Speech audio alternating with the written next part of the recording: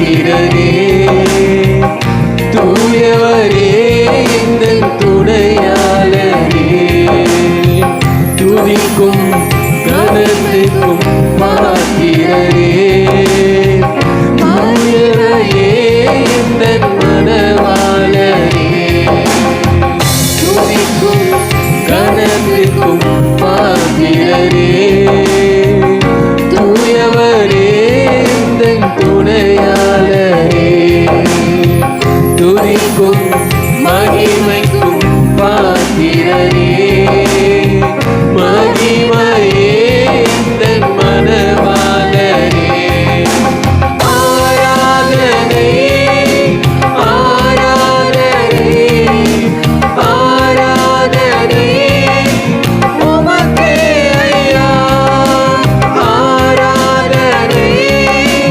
ஆராதனை ஆராதனை உமக்கே ஐயா, துதிக்கும் கனத்திற்கும் பாத்திரரே, தூயவரே எங்கள் துணையாளரே, துதிக்கும் மகிமைக்கும் பாத்திரரே, மகிமையே எங்கள் மனவாளரே. சுகமாக என்று கட்டளை எடுக்கிறார். சுகமாச்சு. குருடருடைய கண்ணையும் பிடிச்சி வெளியே எடுத்துன்னு போயிட்டு காரி துப்புறார். கண்ணு தெரியாம இருக்கிற அதே மாதிரி உங்களுக்கு கோபம் வரணும். சில பேர் சொல்லணும்னா ரொம்ப கோபக்காரங்க, வாயில் வந்தா இது கோபம் வந்தால் இதை ஒன்றா திட்டுடுவேன். யோ, கோபத்து மேலே கோபம் வரணும். புரியுதா என்னன்னு தெரியல. உங்கள் கோபம் வருதுன்னா கோபத்தை தடவி கொடுத்துட்டு வச்சுக்கிறது இல்லை. நீங்கள் கோபப்படுறீங்க பாருங்க, எரிச்சலாக ஒரு பாருங்க, அந்த எரிச்சல் மேலே உங்களுக்கு எரிச்சல் வரணும். அந்த கோபத்துக்கு மேலே உங்களுக்கு கோபம் வரணும். என்ன இந்த இந்த கோபத்தினால எத்தனை வேலையை விட்டுருக்கிறேன், எத்தனை இடத்துல வெளியே வந்திருக்கிறேன், எத்தனை இடத்துல ஆசீர்வாதத்தை இழந்திருக்கிறேன், குழப்பத்துக்குள்ள போயிருக்கிறேன், அதுக்குள்ள போயிருக்கிறேன். இப்படிப்பட்ட சுபாவம் எனக்குள்ள இருக்கக்கூடாது. அந்த கேடான சுபாவம் தான் என்ன இப்படி அடுத்து போத, அது இயேசுவின் நாமத்தினால அதுக்கு எதிராக வரேன் அப்படின்னு நிக்கணும். உங்க சுபாவங்கள், மாம்ச சுபாவங்கள், உங்களை கீழாக்குற சுபாவங்கள், பயத்து மேல கோபம் வரணும். எனக்கு ஏன் பயம் வரணும்? நான் பயந்தவங்களுக்கு கிடையாது அப்படின்னு பயத்து மேல உங்களுக்கு கோபம் வரணும். அப்போ அந்த கோபத்தில் 6 கிலோ எடுத்துக்கணும். அல்லேலூயா. 6 கிலோனா மொத்த கோபத்தையும் எல்லாம் ஃபோக்கஸ் பண்ணிக்கணும். நான் என்னுடைய பொண்ணுக்கு மேக்ஸ் சரியாக வராது. அதனால் மேக்ஸுக்கு டியூஷனுக்கு ஒரு ஆளை போட்டேன். அப்போ போட்டோன்னா அவர் சொன்னார், அவர் காரியத்தை சொல்லிட்டு இருந்தார். நான் கேட்டேன், எப்படி நீங்கள் இந்த மேக்ஸ் டியூஷன் எடுக்கிறீங்க? நீங்கள் படிக்கிறது ஐடியில் ஏதோ வேலை பார்க்குறீங்க, இப்போ சாஃப்ட்வேர் இன்ஜினியராக இருக்கிறீங்க, எதுக்கு இந்த இது எடுத்தீங்க? அப்போ அவர் சொன்னார், எனக்கு ரொம்ப மேக்ஸ் வராதவங்களுக்கு மேக்ஸை சொல்லி கொடுத்து 100க்கு 100 எடுக்கிறது நான் எனக்கு தாங்க வேலை அப்படின்னார். அப்போது அவர் ஒரு கதையை சொன்னார். ஒரு பையன் நேராக போயிட்டு ஸ்கூலுக்கு போனானான். போயிட்டு 10th பாஸ் பண்ணிட்டான். +2க்கு அட்மிஷன் கேட்குறான். அட்மிஷன் கேட்டோன்னா அந்த ஃபாதர், அவர் நடத்துறது ஒரு ஃபாதர், அந்த ஃபாதர் வாங்கி மார்க்கை பார்த்துட்டு, உனக்கு என்னப்பா வேணும்? ஃபாதர், சார் எனக்கு சீட்டு வேணும் சார், 10th முடிச்சிட்டேன் சார், நான் ஏழை பையன் சார். டேய், என்னடா மார்க் எடுத்துருக்குற? மேக்ஸில் பாரு, இவ்வளோ கம்மியாக எடுத்துருக்குற, ஒன்னால் எடுக்கிறது தெரில, ஒன்றும் தெரில, எப்படா இப்படிப்பட்ட ஆளை என் ஸ்கூலில் சேர்த்தா என் ஸ்கூல் மானமே போயிடும். நீ எதை நம்பி இவ்வளோ பெரிய ஸ்கூலில் இந்த அல்ப மார்க்கை கொண்டு என் முன்னாடி காமிக்கிற அப்படின்னு சொன்னாராம். அந்த பையனுக்கு 2 பக்கம் அழுகனா அப்படி ஒரு அழுக. நடா இப்படி சொல்லிட்டாரு. அப்படி வெளியில வந்தான். இன்னொரு பக்கம் கோபம், இந்த ஆள் என்ன அவமானப்படுத்திட்டான், இந்த ஹெட்மாஸ்டர் என்ன கேவலப்படுத்திட்டான், ஸ்கூல்ல சேர்க்கறதுக்கு லாய்க்கு சொல்லிட்டான். நான் என்ன செய்ய போறேன்? விட போறது இல்லை. ஏன் எனக்கு மார்க்ஸ் வராது? ஏன் எனக்கு வராது? அவனுக்கு ஒரு கோபம், அவன் பலவீனத்து மேல ஒரு கோபம். நான் நல்லா படிப்பேன், நல்லா மார்க் எடுத்து, இன்னும் கேட்டா 100க்கு 100 எடுத்து அந்த ஆள் மூஞ்சில விட்டெறிவேன். முட்டெறிஞ்சு நான் நல்லா படிக்கிறோன்றதை காமிக்க போறேன், அவரை ஃபீல் பண்ண வைக்கணும்னு வெளியிட்டு இருந்தானா. அப்ப இவரை சந்திச்சிருக்கான். ஐயா, என்னடாப்பா அழுகுறன்? இந்த மாதிரி எனக்கு இப்படி சொல்லிட்டாங்க, ஆனா எனக்கு ஒரு வெறி இருக்குது, மேக்ஸ் 100க்கு 100 எடுக்கணும். உடனே நீ கவலைப்படாதடா, நீ ஃபீஸ் கொடுக்குறோ இல்லையா, நான் உன்னை ட்ரெயின் பண்றேன் அப்படி ட்ரெயின் பண்ணியிருக்காரு. கடைசியில் மார்க் வந்துச்சு 200. 200 out of 200. நல்லா கேட்குறீங்களா? 100க்கு 100 10% எடுத்தானா. எடுத்த உடனே ஹை மார்க் எடுத்துக்கிட்டு அந்த ஃபாதரை போய் பார்த்தானா. என்னப்பா சீட்டு கேட்கறதுக்கான என்ன விஷயம் அப்படி கேட்டாராம். பாருங்க சார் மார்க் ஷீட் அண்ணா. அவர் பார்த்தா அந்த மேக்ஸில் வந்து 200 out of 200 100% எடுத்துருக்கிறான். பார்த்தீங்களா, அதை என்னை கேவலப்படுத்துறீங்களே, பாருங்க நான் எடுத்து காமிச்சேன். அவர் சொன்ன கையை பிடிச்சிக்கிட்டு அவர் சொன்னாராம், நான் உன்னை அப்ரிஷியேட் பண்ணுறேன்ப்பா, உன்னை நல்ல ஸ்டூடெண்ட்டாக நான் இழந்துட்டேன்ப்பா, என் மேலே தான் அவன் தப்பு, என்னை மன்னிச்சுக்கொண்டாராம். கோபம் பண்ணுறது சாதாரண விஷயம் இல்லைங்க, இது ஆக்கப்பூர்வமான ஒரு சக்தி. ஆனால் நீங்கள் அந்த கோபத்தை எங்கெங்கேயோ காமிச்சிட்டு உட்காந்துருக்கிறீங்க, தேவையில்லாத காமிச்சிட்டு இருக்கிறீங்க, ஏதோ காமிச்சிட்டு. ஒரு முறைப்படுத்துங்க, ஒருமனப்படுத்துங்க, உங்கள் பலவீனத்தை நோக்கி திருப்புங்க. திருப்பி இயேசுவின் நாமத்தினால அந்த கோபத்தை ஜெயிங்க. இயேசு எங்கெங்கெல்லாம் கோபத்தை காமிச்சார்னா ஆச்சரியமான பல விஷயங்களை நீங்கள் பார்க்க முடியும். எல்லா சூழ்நிலையிலையும் அவர் அங்கே கோபத்தை காண்பித்து அவங்களை சரிபடுத்துகிறார். ஒரு சில நேரத்தில் அங்கே விசுவாசிலே கூட சொல்றாரு, எத்தனை வாட்டிப்பா பொறுமையா இருப்பேன், எத்தனை வாட்டி சொல்லி தர்றது, காயப்படாத பயப்படாத, திருப்பி திருப்பி பயந்து பயந்து சாவுறிய, எத்தனை வாட்டி சொல்றது, ஏதோ ஒரு பொறுமையா இருப்பேன் அப்படி சொல்லி திட்டுறார். ஆலயத்துக்குள்ள வருகிறார். ஆலயம் சீர்கட்டு கிடக்குது, கோபம் வந்துடுச்சு, பக்தி வைராக்கியம் அடிச்சு காவுகிறார், ரவுண்டு கட்டு அடிக்கிறார். அல்லேலூயா.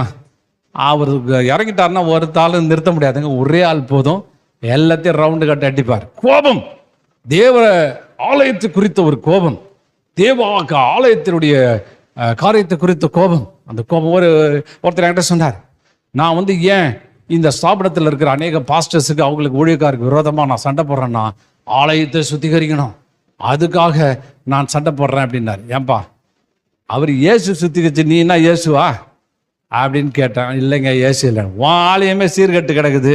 ஆலயம்னா ஒன்று இந்த கட்டடம் கிடையாது, நமக்கு உள்ளான இதோ இந்த ஆலயம் தேவனுடைய ஆலயம், தேவனுடைய ஆலயம். உன்னுடைய ஆலயம் சீர்கட்டு கிடக்குது, புறாவிக்கிறவங்க சமாதானம் இல்லை, வித்து தள்ளுற சமாதானம் இல்லாம கிடக்கிற, குழப்பம் நிறைஞ்சு கிடக்கிற, கல்லர் கோகமா இருக்குது. உன் இருதயத்தை தான்ப்பா சொல்றாரு, உன் உள்ளத்தை தான் சொல்றாரு, உன்னுடைய வேதனை தான் சொல்றாரு.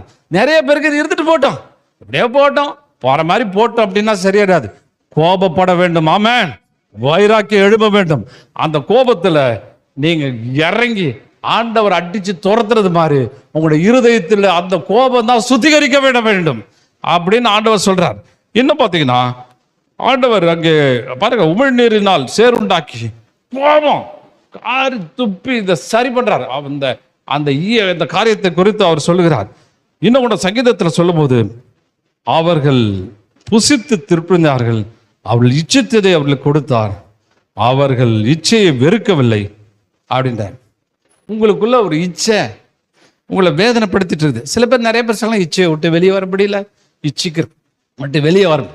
வெளியே வரணும்னா உனக்கு கோபம் சரியில்லை, இச்சையை வெறுக்கணும், அது மேல கோபம் கொள்ளணும். என் வாழ்க்கையை சீரழிச்ச அந்த இச்சையை நான் ஜெயித்தே தீருவேன், அதை விட்டச்சே தீருவேன் அப்படின்ற ஒரு தீர்மானமான எண்ணம் வேணும். எதுக்கு எல்லாம் சொல்லிட்டு வரேன்னா, நான் கலக்கணும் சொன்னேன் இல்லைங்களா, 6 கிலோ என்ன கலக்கணும், 6 கிலோ கோபம். 6 கிலோ கோபம் எதுக்கு விரோதமான கோபம்? இச்சைக்கு விரோதமான கோபம். உனக்கு ஆழ்கெடுத்துற கோபத்துக்கு விரோதமான ஒரு கோபம்.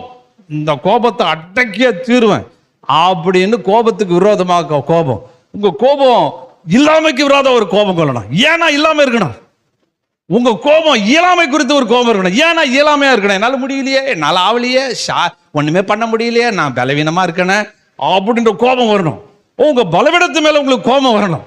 அபிஷேக தைலம் தயாரத்துக்கு சொல்றேன், அபிஷேகம் 6 கிலோ எடுத்துக்கணும். ஆமே, 6 கிலோ எடுத்து கோபப்படுத்திக்கணும். இல்ல, நான் மாத்த போறேன், இதை சரிப்படுத்த போறேன், நான் இது பண்ண போறேன். அப்போ அபிஷேக தைலத்தில் இதெல்லாம் அடங்கி இருக்கணும், இதில் உள்ள அடங்கி இருக்குது அப்படின்னு ஆண்டவர் சொல்லுகிறார். பாருங்க, இன்னொன்னு பார்த்தீங்கன்னா, 2வது ஸ்வீட் ஸ்வெல்லிங் சினமன். அது என்னது? லவங்கப்பட்டை. பாருங்க, ரெண்டாவது என்ன பண்ணோம்? கருவாப்பட்டை. அல்லேலூயா. முதல்ல என்ன சொன்ன? வெள்ளைப்போளம். வெள்ளைப்போனா என்ன? தைலது கோபம், எனிமிட்டி, பிசாசுக்கு விரோதமான கோபம், உங்க சுபாவத்துக்கு விரோதமான கோபம், இச்சைக்கு விரோதமான கோபம். கோபம்ன்றது அருமையான ஒரு ஆக்கப்பூர்வமான சக்தி. அந்த ஆக்கப்பூர்வமான சக்தியை கரெக்டாக ஒன்று திரட்டி மனுஷர் மேல கோபப்படாம இவைகளுக்கு விரோதமாய் நீங்கள் கோபப்பட வேண்டும். யாக்கோபு பாருங்க, அவனுக்கு இல்லை, ஒண்ணுமே இல்லை, ஏமாற்றப்பட்டுட்டான், துரத்தப்பட்டுட்டான், போற இடம் எப்படி இருக்கு தெரியல, ஒரு கோல ஒரு கையமா படுத்துக்கிறான். இப்ப அவன் தன் மேல ஒரு கோபத்தை ஏற்படுத்தி கொண்டான். தன்னைத்தான் எம்பிட்டர், கோபப்படுத்துகிற தன்மை இல்லை. எதெல்லாம் இழந்தனோ அதை நான் பெற்றுக்கொள்ள போகிறேன், அதை நான் எடுத்துக்கொள்ள போகிறேன். கர்த்தராகிய தேவனை கொண்டு நான் செய்ய போகிறேன், இல்லாமையை கொண்டு நான் அந்த அந்த காரியத்தை நான் மாற்ற போகிறேன் அப்படின்னு சூழ்நிலையில் மேல அவனுக்கு கோபம் வந்ததுனால அப்படியே தடுத்து நிறுத்துறான். தூக்கமா என்ன செய்யறான், அவன் நிறுத்துக்கிறான். ரெண்டாவது கருவாப்பட்டை. கருவாப்பட்டை பார்ப்போம். ஸ்வீட் செல்லிங்ஸ் மேனர், கருவாப்பட்டை, bark used as a spice. கட்டடம், அந்த வார்த்தை பார்த்தீங்கன்னா அந்த எபிரேய பதம் வந்து கினோமோன் அப்படின்னு போட்டிருக்குது. அப்படின்னா என்ன அர்த்தம்னா, கட்டடம் எழும்பு, ஒன்றை கட்டி உருவாக்கு, ஒன்றை செங்குத்தாக நிறுத்து. மரத்தின் பட்டை, அந்த பட்டை பார்த்தீங்கன்னா பெரிய மரத்தில் ட்ரங்க்லேருந்து பிச்சை எடுக்கிற அந்த பட்டைங்க, அந்த பட்டைக்கு அது பேரே வச்சிருக்கிறான். உன்னுடைய படுத்து கிடக்கிற தரிசனம், அப்படியே செயலில்லாத இருக்கிற உன்னுடைய திட்டம், ஆண்டுடைய திட்டம் எல்லாம் குடப்பில் போட்டுடுறாங்க. கொஞ்ச நாள் ட்ரை பண்ணுறாங்க, முடிஞ்சு போச்சு, ஆண்டவருக்கு சித்தால போலன்னு விட்டுறீங்க. இப்போ வந்து திருப்பி அதை அப்படியே ஸ்தானத்தில் நிறுத்துறது. ஆமா, கல்லை சும்மா தூணா நிறுத்துறான். கல் படுத்துறவங்களையும் படுத்துங்க, தூக்கி நிறுத்துற. கட்டடம் கட்டுறது எங்களுக்கு தெரியும், ஒரு பில்லர் எவ்வளோ முக்கியம், ஒரு பில்லர் எவ்வளோ முக்கியம் அப்படின்னு தெரியும். படுத்து கிடக்கிற பில்லரை அப்படியே நிறுத்துறான். கல் தூண். நீங்கள் அந்த நாட்களில் பார்த்தீங்கன்னா கல் கட்டடம் பார்த்தீங்கன்னா பெரிய பெரிய தூண் வச்சு கட்டிருப்பாங்க. பெரிய கட்டடமே நிற்கும், அழகான சிற்பம், எஸ்டாப்ளிஷ்னு அர்த்தம். திட்டத்தை நிறைவேற்றும்படி, தன்னுடைய திட்டத்தை சீர்படுத்தும்படி, தன் திட்டத்தை ஒழுங்குபடுத்தும்படி அந்த திட்டத்தை அப்படியே நிறுத்துறது. பாருங்க, யாக்கோபு டிசைட் பண்ணிட்டான், சம்பாரிச்சே தீர்றது, ஆசீர்வாதத்தை பெற்றுக்கொண்டே தீர்றது, தேவனுடைய வாக்குத்தத்தை நிறைவேற்றே தீர்றது. இந்த வாக்குத்தத்தத்தை நிறைவேற்ற வரையும் நான் சும்மா இருக்க மாட்டேன், நான் உழைப்பேன், விசுவாசத்தை அப்ளை பண்ணுவேன் அப்படின்னு சொல்லி நிறுத்துறது. பாருங்க, தன்னைத்தான் தயார்படுத்தி நான் நிபந்தனையில் சந்திக்க போதல், இனி இந்த பிரச்சனையை சந்திச்சிடலாம், இந்த போராட்டத்தை சந்திச்சிடலாம் அப்படின்னு சொல்லிட்டு அங்க உருவாக்கப்படுகிறது. அப்ப உங்களுக்குள்ள படுத்திருக்கிற அவன் எழுந்திருந்து அப்படின்னு வசனம் சொல்லுது. எபேசியர் 5:14, ஆனால் அதனால் தூங்குரணி விழித்து மரித்தவரை விட்டு எழுந்துரு, அப்பொழுது கிறிஸ்து உன்னை பிரகாசிப்பார் என்று சொல்லியிருக்கிறார். தூங்கிட்டு இருக்க ஆள் இதை பார்த்த உடனே மறுபடியும் இந்த பக்கம் படுத்து தூங்கல. சில பேர் தரிசனம் பார்ப்பாங்க, பாஸ்டர் 2 மணிக்கு 3 மணிக்கு ஜெபம் பண்ணுன்னு சொன்னார். இவன் பாருங்க, தரிசனம் பார்த்தோன்னா டக்குன்னு எழுந்துட்டான். ஹலோ கவனிக்கிறீங்களா? பட்டுன்னு எழுந்துட்டான், எழுந்து தூங்குறத விட்டு எழுந்துட்டான். எழுந்துட்டு இப்ப சாதிக்க புறப்பட்டுட்டான், சரி செய்ய புறப்பட்டுட்டான். இதை நிறுத்தணும், இதை அச்சீவ் பண்ணணும், சாதிக்க வேண்டும் என்ற எண்ணம். சிம்பிள் மேன் கிடையாது நான். இயேசு கர்த்தர் கொடுத்துட்டார். அதுதான் தூங்குற நீ, ஆண்டு மரித்தவரை விட்டு எழுந்துரு. மரித்தவ மாதிரி செத்து போன மாதிரி பேசாத, செத்து போன மாதிரி காரியங்களை சொல்லாத. முடிஞ்சு போச்சு, ஆச்சு, அதாச்சு, இதாச்சு, முடிஞ்சு போன பாஸ்ட் கதையை விட்டுடு, இப்ப பிரசன்ட் கதைக்கு வா, எழுந்துரு. எழுந்துருக்குதா? உள்ள ஏதா எழுப்புதாமா? தெரியலையா? எழுந்த மாதிரி தெரியலையே. உள்ள ஒரு எழுப்புதல், உள்ள ஒரு உருவாக்குற சக்தி, திட்டத்தை நிறைவேற்றுற வல்லமை, இதை அப்படியே நிறுத்துவேன் அப்படின்னு சொல்லி அந்த திட்டத்தை அப்படியே எடுத்து எரெக்ட் பண்றான், எடுத்து நிறுத்துறான், எடுத்து காரியங்களை செய்யறான். ஆனால் தான் ஆண்டவர் சொன்னார், தூங்குற நீ எழுந்துரு, கிறிஸ்து உன்னை பிரகாசிக்க போகிறார். சொல்லுங்க, கிறிஸ்து என்ன பிரகாசிக்க பண்ண போகிறார். அப்ப நீ செய்ய வேண்டிய வேலை என்ன? தூக்கத்தை விட்டு எழுந்துரு. பாருங்க, எழுந்த எப்படி எழுந்திருக்கிறான் பாருங்க. கல்லை தூக்கி அப்படியே நிறுத்துறான், திட்டத்தை நிறைவேற்றுறான். அவனுடைய ஆசீர்வாதம் ரொம்ப, அதுக்காக தான் அவன் வந்து சில வேலைலாம் செஞ்சான். ஆனா இப்ப அவனுக்கு புரிஞ்சு போச்சு, கர்த்தரே நான் ஆசீர்வதிக்க சித்தம் வச்சுட்டாரு, எங்க போனாலும் என்ன ஆசீர்வதிச்சாரு, எந்த இடத்துல இருந்தாலும் ஆசீர்வதிப்பாரு, யார்கிட்ட இருந்தாலும் ஆசீர்வதிப்பாரு. சோத்திரம். பாருங்க, லாபான்னு நான் நம்பர், இவன் ஒரு மோசமானலாம், அவன் 420 ஸ்கொயர், அவன் 10 வாட்டி மாத்துறான், என்னென்னமோ மாத்துறான். ஆனா ஒண்ணு, அவனோட ஆசீர்வாதத்தை ஒண்ணு தடுத்து நிறுத்த முடியும். இருக்கிற பொண்ணெல்லாம் கூட தலையில கட்டான். ஆனா அவன் எல்லாவற்றையும் மீறி வெளியில வந்தான். புரியுதுங்களா? அப்ப நாம் எழுந்திருக்க வேண்டும். மரித்தவரோட தூசியை தள்ளிட்டு, உடச்சு தள்ளிட்டு எழுந்திருக்கணும். எழுந்திருந்து நாம் அபிஷேகத்துக்குள்ளே போக வேண்டும். அபிஷேகம் நாம் தான் செய்ய வேண்டும். ஆண்டவர் கொடுத்த அபிஷேகத்தை அப்படியே நாம் வார்க்க வேண்டும் என்று தேவன் அங்கே விரும்புகிறார். இன்னும் இதில் நிறைய வசனம் உண்டு, நான் மறுபடியும் அடுத்த பாயிண்ட் கடந்து போகிறேன். 3வது பார்த்தீங்கன்னா, கோனா அப்படின்ற ஒரு ஐட்டம் சேர்க்குறாங்க. அது என்ன போட்டிருக்குது அப்படின்னா, பாருங்க, கோனா அப்படின்னா கேனா, கேனான்ற வார்த்தை. அது 3வது ஐட்டம். வசம்பு. முதல்ல என்ன பார்த்தோம்? வெள்ளைப்போலம். வெள்ளைப்போனா கோபன்ற உணர்வு, ஃபுல் கோபம் எடுத்துக்கணும். கருவாப்பட்டை, சாதிக்கணுன்ற வெறியும் கொஞ்சம் எடுத்துக்கணும், சாதிச்சே ஆகணுன்ற எண்ணமும் கொஞ்சம் எடுத்துக்கணும். அடுத்தது வசம்பு.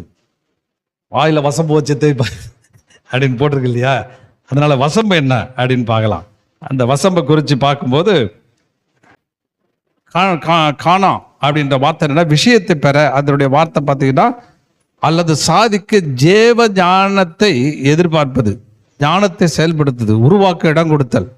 இந்த இடத்துல பார்த்தீங்கன்னா தேவ ஞானம் காணா அப்படின்னு போட்டிருக்குது. அப்படின்னா இந்த அபிஷேகத்தோடு கூட தேவ ஞானத்தை ஆட் பண்ணணும், தேவ ஆலோசனை ஆட் பண்ணணும். அங்கே யாக்கோபு பார்க்கிறோம். அப்போ இந்த அபிஷேகம் பண்ணும்போது இதெல்லாம் நினச்சி தான் செஞ்சுருக்கிறான்.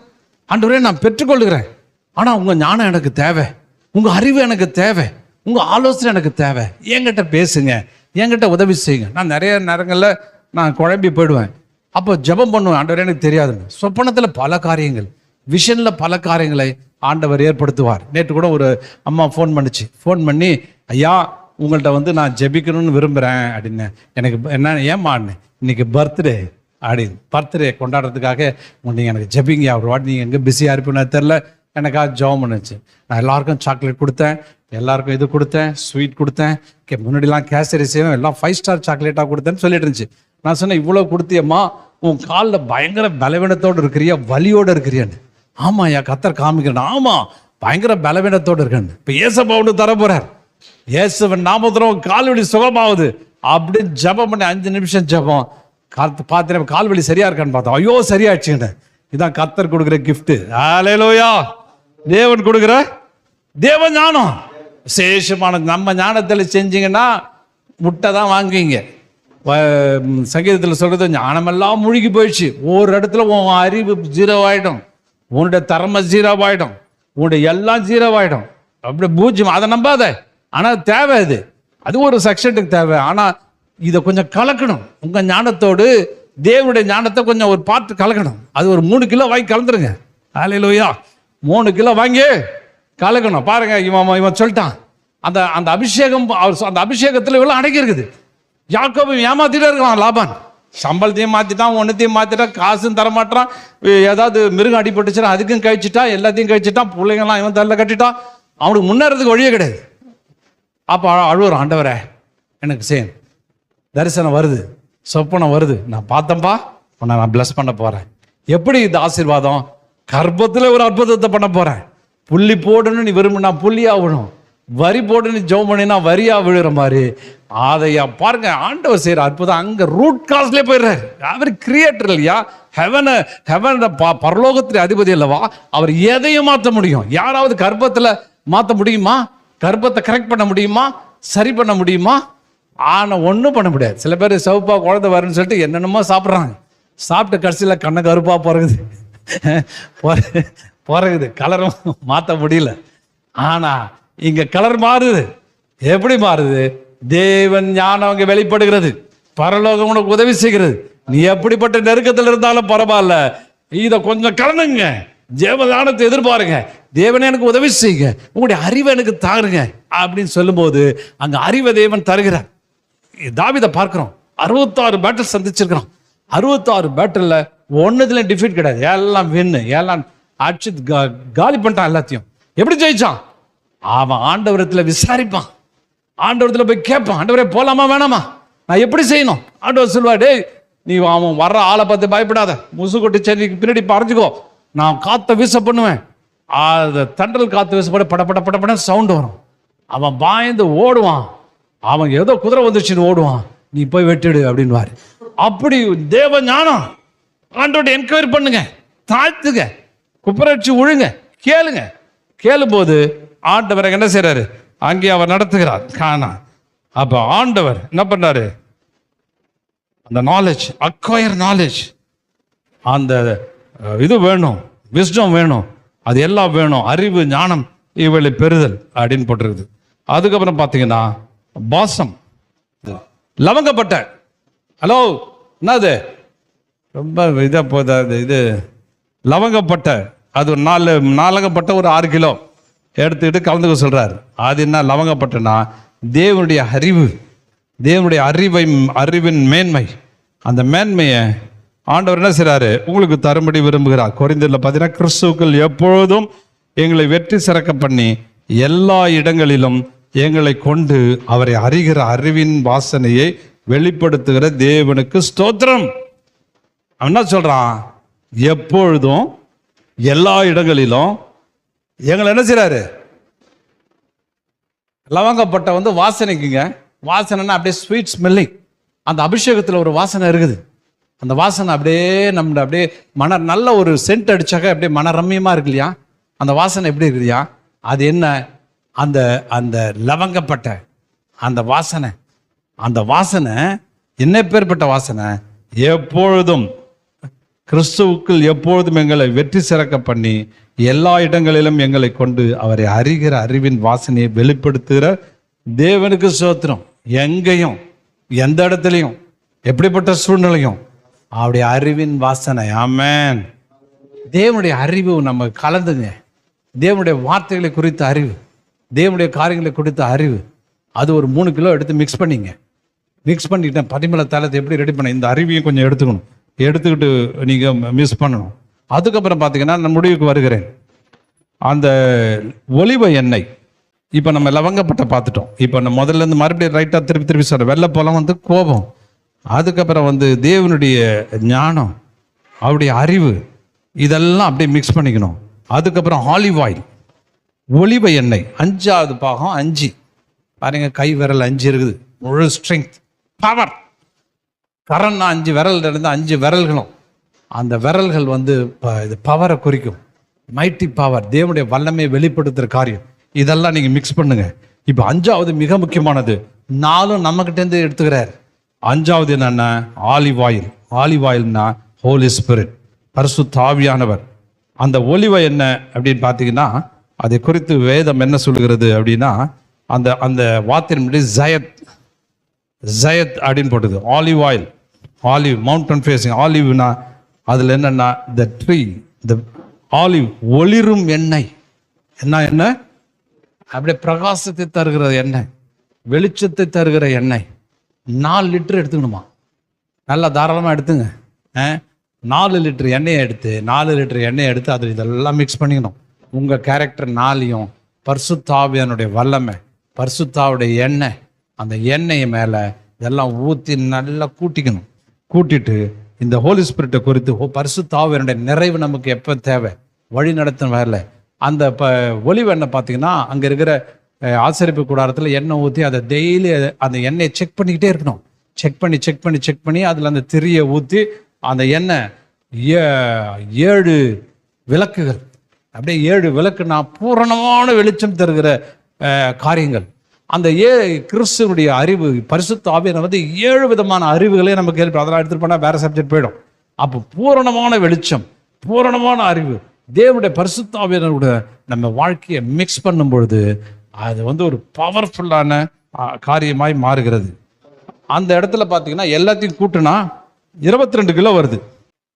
6 கிலோ வெள்ளைப்பழம், 3 கிலோ 6 கிலோ 4 கிலோ எல்லாம் சேர்த்தா 22 கிலோ வருது. அல்லேலூயா. 22 கிலோ அப்படின்னு பார்த்தீங்கன்னா தேவனுடைய வெளிப்பாட்டின் அறிவு வெளிப்படுத்துகிற விசேஷம். பார்த்தீங்கன்னா 28 புஸ்தகங்கள். எஸ்ரா சொன்னது 22, இப்படி சொல்லிட்டே போகலாம். 22 காரியங்கள். அப்போ 22 வெளிப்பாடுகள், உலகத்தை தேசத்தை அசைக்கிற பயங்கரமான காரியங்கள். அவெல்லாம் என்ன செய்யறது? 22 கிலோ அந்த காரியங்களே அடங்கி இருக்கிறது. எஸ்ரா எழுதின புத்தகங்கள் 22. வேதாமத்தில் முதல் 22 புத்தகங்களை அவன் எழுதுகிறான். அப்போ அந்த 22, இந்த ஆலிவ் ஆயில் பார்த்தீங்கன்னா 4 சுவிசேஷம் என்கிற ஒளி, மேத்யூ, மார்க்கு, லூக்கா, யோவான், 4 காஸ்பல், இப்படி உங்களுக்கு நிறைய சொல்லிட்டே போகலாம். இப்படி எல்லாத்தையும் மிக்ஸ் பண்ணும்பொழுது 22 கிலோ பயங்கரமான அந்த வல்லமையும் அதிகாரத்தையும் தேவன் நமக்குள்ளே தருகிறார். நாம் பெரிய காரியங்களை செய்யும்படி தேவன் அங்கே விரும்புகிறார். சரி, இந்த அபிஷேகத்தை தைலத்தை கூட்டிட்டீங்கன்னா இது எதெல்லாம் நம்ம எங்கெங்கெல்லாம் அபிஷேகம் பண்ணணும் அப்படின்ற காரியத்தை குறித்து டக்குன்னு முடிச்சிருவோம். இன்னும் எனக்கு 5 நிமிஷம் பாருங்க. யாத்திராகம் டக்குன்னு பாருங்க. யாத்திராகம் 28:40. சகோதரனை ஆரோனும் அவனுடைய குமாரரும் எனக்கு ஊழியம் செய்யும்படி நீ அந்த வஸ்திரங்களையும் அவர்களுக்கு உடுத்தி அவர்களை அபிஷேகம் செய்து அவர்களை பிரதிஷ்டை பண்ணி அவர்களை பரிசுத்தப்படுத்துவாக. இந்த அபிஷேக தைலம் பார்த்தீங்கன்னா 3 பேருக்கு உபயோகப்படுத்துன்னு போட்டிருக்குது. இதெல்லாம் நாங்கள் காமிச்சிட்டு போயிட்டே இருக்கோம். 1 லெப்பர் அனாயிண்டிங், குஷ்டரோகிகளுக்கு இந்த அபிஷேகத்தை ஊற்றுகிறார்கள். ஏன்னா குஷ்டரோகம் என்பது என்ன? அது பாவத்தினால் உண்டாகிற ஒரு காரியம். அது பாவ குஷ்டம். பாவ குஷ்டம் பிடிச்ச ஜனங்க குறைவை அனுபவிக்கிறாங்க, அவமதிப்பு அனுபவிக்கிறாங்க, துரத்தப்படுறாங்க, ஒதுக்கப்படுறாங்க, பல சூழ்நிலைகளை கொண்டு போறாங்க. அப்போ இந்த அபிஷேகம் என்ன பண்ணுது? அவளை பரிசுத்தமாக்குறது. ஆமென். பாவம் செய்யறோம், பாவம் செஞ்சுட்டே இருக்கிறான். ஆனா இப்ப ஆண்டவர் சொல்றாரு, இந்த பாவம் செய்கிற இந்த குஷ்ரோகத்து மேல அந்த அபிஷேகத்தை தடவும் பொழுது அவனுக்குள்ளே ஒரு வல்லமை வருகிறது. அவன் பாவத்துக்கு எதிராக எழுந்து நிற்கிறான். ஆமென். பாவத்தை ஜெயிக்கக்கூடிய தன்மையை பெற்றுக் கொள்கிறான். 2வது, இந்த அபிஷேகம் ஆசாரியனுக்கு கொடுக்கப்படுது. ஆசாரியனா தேவனோடு கூட இணைக்கப்படுகிற, தேவனோடு சம்பாஷிக்கிற, தேவனோடு கூட அந்த காரியத்தை அவன் உபயோகப்படுத்தப்படி இந்த அபிஷேகம் ஊற்றப்படுகிறது.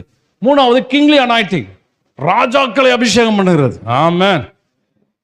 தாவீது ஆண்டவர் கோலியாத்தை அடிக்கிறது முன்னாடி அபிஷேகம் பண்ணிட்டார்.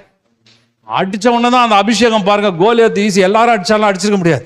அவனுக்கு அந்த பெற்ற அபிஷேகம் அவனை அப்படியே துரத்துது. டேய் போடா போடா கிளம்புடா அட்றான். ஏன்னா அந்த அபிஷேகம் அவன்கிட்ட பேசுது.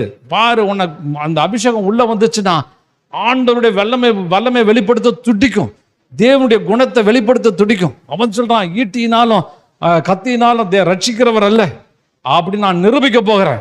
அந்த வல்லமை அவனை தூக்குது, அடி கல்ல விடுறான். அந்த இது பார்த்தா இந்த கல்லோட ஸ்பீடு 1200 கிலோமீட்டர் பதிஞ்சிச்சு, உள்ள போய் பதிஞ்சிச்சு. அவ்வளோ ஸ்பீடாக அடிக்கிறான். அடிக்கிறதுக்கு காரணம் அந்த வல்லமை, அந்த அபிஷேகம், நிரம்பன அபிஷேகம். அவன் ஏற்கனவே ராஜாவுடைய அபிஷேகம், அடுத்த லெவல் ராஜாவுக்குரிய அபிஷேகத்தை அவள் பண்ணும்படி சொல்கிறார். அப்புறம் பிள்ளைகளை நாம் அபிஷேகம், இந்த அபிஷேகத்தை நீங்க தைலத்தை கூட்டிட்டுனா நீங்க சும்மா இருப்பாதீங்க. இன்னும் பலிபீடத்தில் இருக்கிற பலிபீடத்தை தெளிக்கணும். இன்னும் பாருங்க, நிறைய காரியங்கள் சொல்லப்பட்டிருக்குது. இந்த வசனம் எனக்கு ரொம்ப பிடிச்சது. தகனப்படத்தையும் அதன் பனிமூட்டுகளையும் எல்லாவற்றையும் தொட்டியும் அதன் பாகத்தையும் அபிஷேகம் பண்ணுங்கள். அதுக்கப்புறம் பார்த்தீங்கன்னா அபிஷேக தைலத்தை எடுத்து வாசஸ்தலத்தையும் அதில் உள்ள யாவையும் அபிஷேகம் பண்ணி அதையும் சகலவித பனிமூட்டுகளும் பரிசுத்தப்படுத்துவதாக, அப்பொழுது பரிசுத்தமாயிருக்கும். ஹல்லேலூயா. நீங்க நல்லா இந்த கோபம், நான் சொன்ன அத்தனை குணத்தையும் ஒன்னா சேர்த்து அதை கூட்டி நீங்க என்ன பண்ணணும்? உங்க பிள்ளைங்க மேல கையை வைங்க, வச்சு அபிஷேகம் படுத்துங்க. இந்த பிள்ளை தேவனுக்காக, இந்த பிள்ளை கர்த்தருக்காக அப்படின்னு சொல்லுங்க. பலிபீடத்தை எல்லாத்தையும் அபிஷேகம் பண்ண, முதல்ல ரத்தத்தை ஊத்தி பரிசுத்தப்படுத்துறாங்க. 2வது அபிஷேகத்தை ஊத்தி பரிசுத்தம் என்கிற வார்த்தை எதுக்கு அதிகமா உபயோகப்படுத்தினா, தேவனால் உபயோகப்படுத்தப்படுகிற ஒரு பாத்திரம், தேவனால் எடுத்து உபயோகப்படுத்துற பாத்திரமாய் மாற்றுவது, இல்ல தேவன் விரும்புகிற அந்த கேரக்டரை மாற்றுவது, தேவன் நியமித்த திட்டத்தை நிறைவேற்றும்படி அந்த அபிஷேகத்தை படுத்தி அவனை நிறுத்துவது. அதுதான் இந்த அபிஷேகம். பாருங்க, எல்லாத்தையும் பரிசுத்தப்படுத்துங்க. அபிஷேகத்தை உங்க பிசினஸ் ஆசிரியருக்கு இல்லையா, உங்க அபிஷேகத்தை இவளை எடுத்து இயேசுவின் நாமத்தினால் இந்த பில்டிங்கை நான் அபிஷேகம் பண்ணுகிறேன். நிறைய பேர் கேட்குறாங்க, வீட்டில் ஏதாவது பிரச்சனை இருக்குதா? நேற்று கூட ஒருத்தர் ஃபோன் பண்ணி கேட்குறாரு. நான் நினைக்கிறேன் வீட்டில் நிறைய எனக்கு ரொம்ப டிஸ்டர்பன்ஸ் ஆகுது. வீட்டில் ஏதாவது பிரச்சனை இருக்குமா? வீட்டில் ஏதாவது குழப்பம் இருக்குமா? இந்த வீடு சரியில்லையா? இது ஒருவேளை ராசி இல்லாத, ஹலோ, ராசி இல்லாத வீடாது எந்த வீடாவது அபிஷேகம் பெற்றுக்கொண்ட மனுஷன் எடுத்து தடவு அபிஷேகத்தை. அந்த அபிஷேகத்தினா எந்த ராசி, எந்த குழப்பமான, எந்த உருகுலைஞ்ச எந்த வீடும் மாறும்.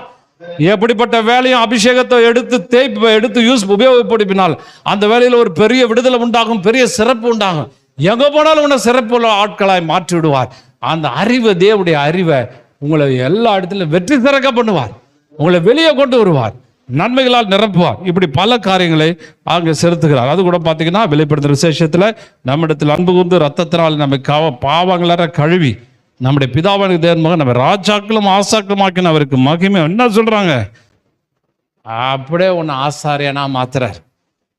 ஆசாரியனுடைய வேலை நிறைய வேலை இருக்குது அவனுக்கு. பலிபீடத்தில் பண்ணணும், இதை பண்ணணும், ஆலிவாயில் ஊற்றணும், தலைக்கறி வைக்கணும். அதில் ஒன்றாவது வேலை என்னென்னா எல்லா அபிஷேகத்தாயில் எடுத்து கூட்டிட்டு அதை ஒவ்வொன்றையும் பரிசுத்தப்படுத்தணும். ஒன்றையும் உபயோகப்படுத்த பார்ப்பா எல்லாம் பரிசுத்தப்படுத்தணும். ஏன்னா தேவனுடைய மகிமை இறங்குற இடம். அப்போ ஒன்று ஆசாரியனா தெரிந்தெடுத்திருக்கிறாரு.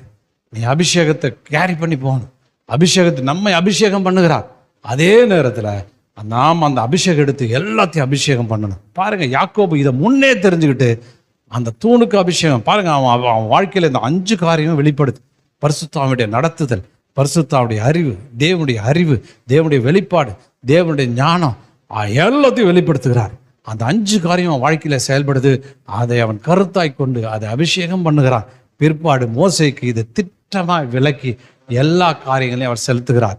அதனால் அபிஷேக தைலம், உங்கள் கோபம், தேவனுடைய அறிவு, தேவனுடைய வழிநடத்துதல், பரிசுத்த ஆவியானவர் எல்லாத்தையும் ஒன்று சேர்த்து கலக்கி யூஸ் பண்ணுங்க. நீங்க உலகத்தை கலக்க போறீங்க. அதானா போதுமா? ஹல்லேலூயா. கலப்பீங்களா? கலக்குவீங்களா? கலக்க போகிறோம் அப்படின்னு சொல்லுங்க. தைரியமா சொல்லுங்க. சந்திங்க பிரச்சனையை, ஜெயத்தை பெற்றுக்கொள்ளுங்க. தேவன் உங்களை ஆசீர்வதிப்பாராக.